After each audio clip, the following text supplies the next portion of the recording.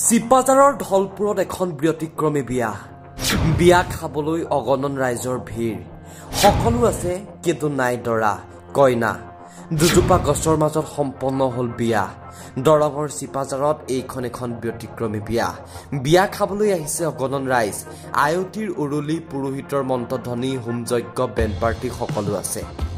ভোজ ভাতৰ ব্যৱস্থাও আছে সকলোৱে গাইছে নাচিছে আনন্দ কৰিছে দৰা কইনাই নুৱাইছে ধুৱাইছে চলিছে কন্যাদান দৰা কইনা কিন্তু দুজোপা গছ চিপাজাৰৰ ঢলপুৰ শিৱধামত সম্পূৰ্ণ বৈদিক নীতি নিয়মৰ মাজেৰে সম্পূৰ্ণ হৈছে এইখন বিয়া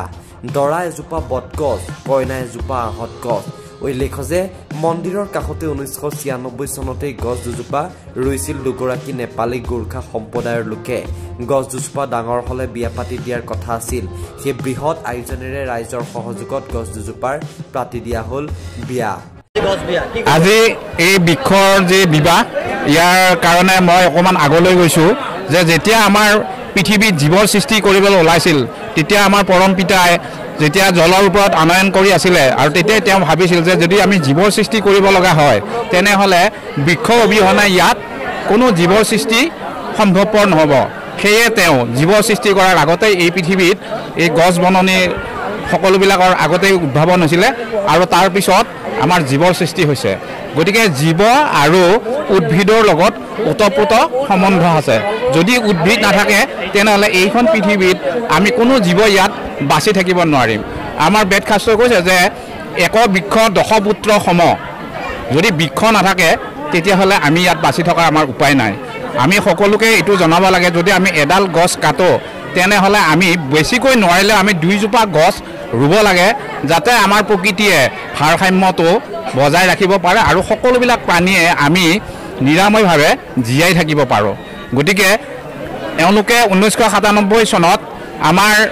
পেটুৱা মজলিৰ নিবাসী শ্ৰদ্ধাৰ গোফলে নেৱাৰ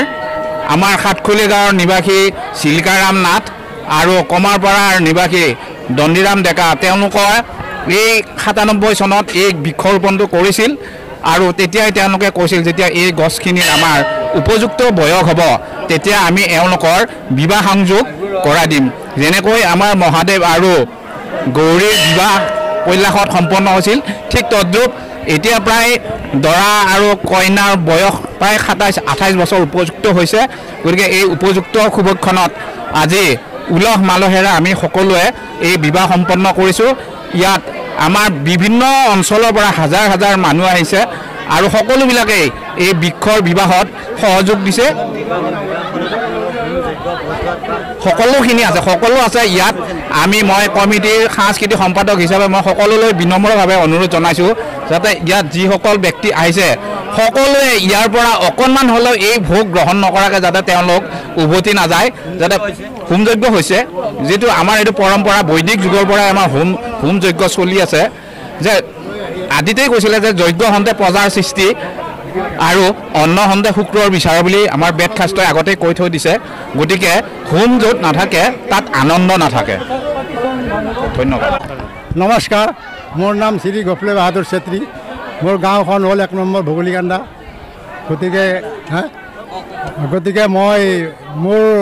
থকা ৰুমৰ পূবৰ ছাইডত আহঁতৰ পুলি এটা গজিছিল তাকে অলপ ডাঙৰ হোৱাত মই শ্ৰী বিশ্বকৰ্মা পূজাৰ দিনা আহি ৰুলোঁ বস্তুটো হ'ল 1996 চনত মই ৰুইছিলোঁ গতিকে আজি তেওঁলোকৰ বৰে আৰু আহঁতৰ পুলিটোৰ আমি বিয়াখন বঢ়িয়াকৈ পাতাই দিলোঁ ঢলপুৰ শিৱ মন্দিৰত ভোজ ভাত মানে কিবা খোৱা লোৱা প্ৰসাদ আছে ৰুচি পুৰি কিবা হ'ব ৰাইজৰ কাৰণে সেইবিলাক ব্যৱস্থা হোমযজ্ঞ হৈছে আৰু আমি বঢ়িয়াকৈ বামুণ আমি বিয়াখন পাতাই দিলোঁ ৰাইজক কিবা খোৱা লোৱা আছে তাকে বিয়াখন লাগি আপোনালোকে জানে আমাৰ মতেতো ভালে লাগিছে গতিকে ৰাইজে ভাল পালে আমাৰো ভাল গতিকে মোৰ ঘৰতে জন্ম পালা আজি আনি ৰুলোঁ 1996 চনত ৰোৱা গৈছিল গছৰ পুলিটো নমস্কাৰ প্ৰথমতে মই আমাৰ নিউজ লাইভ চেনেলৰ news desk report Suhana live